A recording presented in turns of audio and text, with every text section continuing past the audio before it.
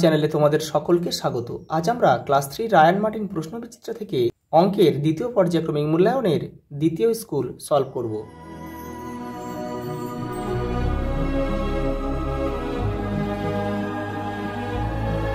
দেখো প্রথম প্রশ্ন, দেখো কোনো সংখ্যাকে 5 দিয়ে ভাগ করলে ভাগশেষ সর্বদা 5-এর থেকে কম হবে। এটা দেখো জোড় সংখ্যাটি সর্বদা 2 দ্বারা বিভাজ্য। 3 অঙ্কের বৃহত্তম সংখ্যা 3টে নয়।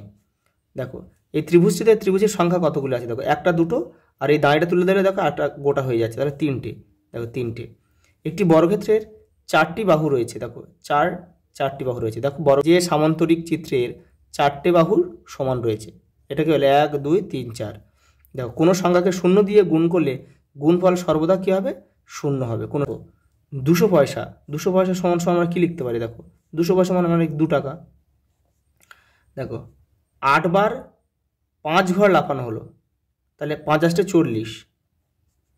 1 জোড়া মানে 2টি। দেখো 7টি 8-এর যোগফল 7 × 8 = 56।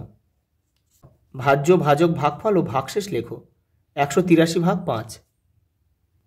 দেখে নাও 5 3 5 15, তাহলে এটাকে 3 নামছে। দেখো 5-এর কত আর 3 নামবে। দেখো 3 5 6 30 নামবে কত? দেখো 3। তাহলে আর যায় না, তাহলে এটা কিন্তু ভাগফল, এইটা কিন্তু ভাজ্য, এটা কি ভাজক, আর এটা হচ্ছে ভাগশেষ।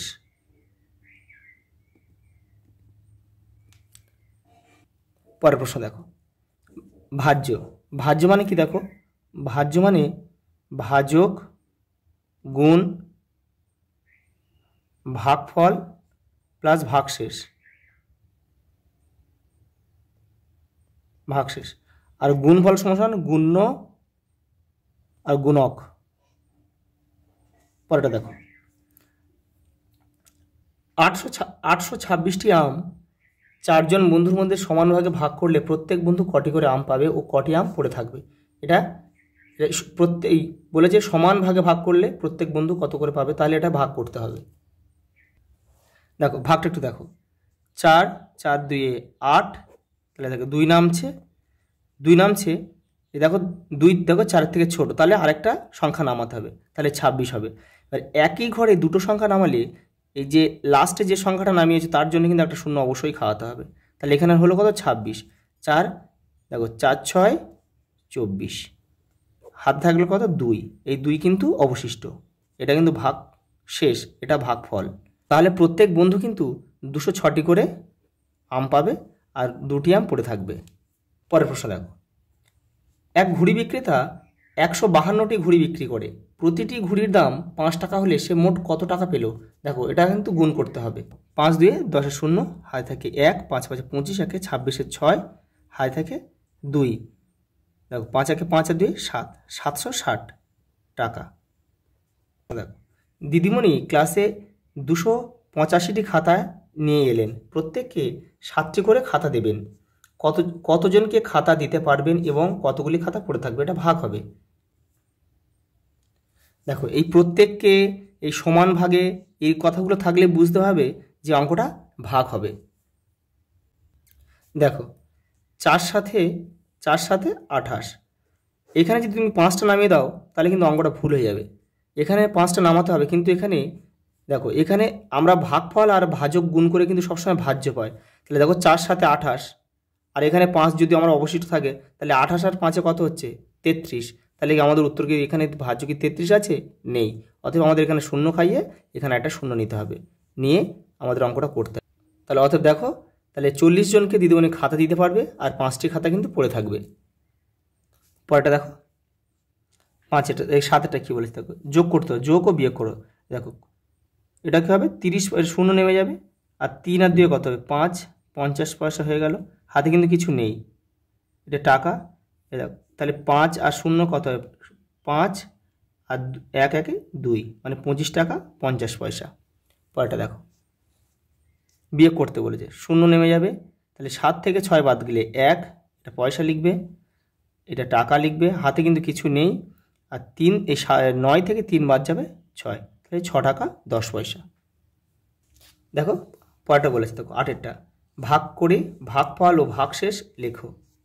দেখো দেখো 9 দিয়ে দেখো 8 যায় না, তাহলে অর্থাৎ আমাদের দুটো নিতে হবে, দুটো সংখ্যা, তাহলে 80, তাহলে 9 9 81 বেশি হয়ে যাচ্ছে, তাহলে 8 খাওয়াবে, 8 লম 72, তাহলে নামবে কত 8, এখানে 9 নেমে যাবে।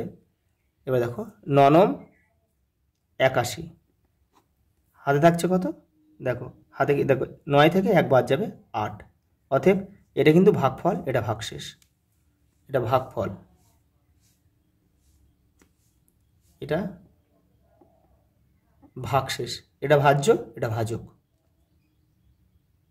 দেখো পরের অঙ্ক দেখো 9এরটা, কোনো ভাগ অঙ্কে ভাজক 20, ভাগফল 2 এবং ভাগশেষ 4 হলে ভাজ্য কত? দেখো খুব ভালো অঙ্ক দিয়েছে, দেখে নাও দেখে নাও। আমরা জানি কি, দেখো ভাজ্য সমান সমান ভাজক গুণ ভাগফল যোগ ভাগশেষ।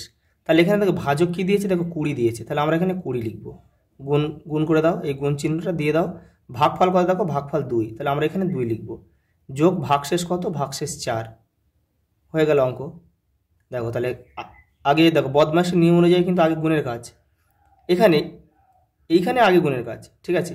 দেখো তাহলে 20 2 কত 40 যোগ 4 সমান সমান কত, 44, উত্তর তাহলে ভাজ্য কত 44।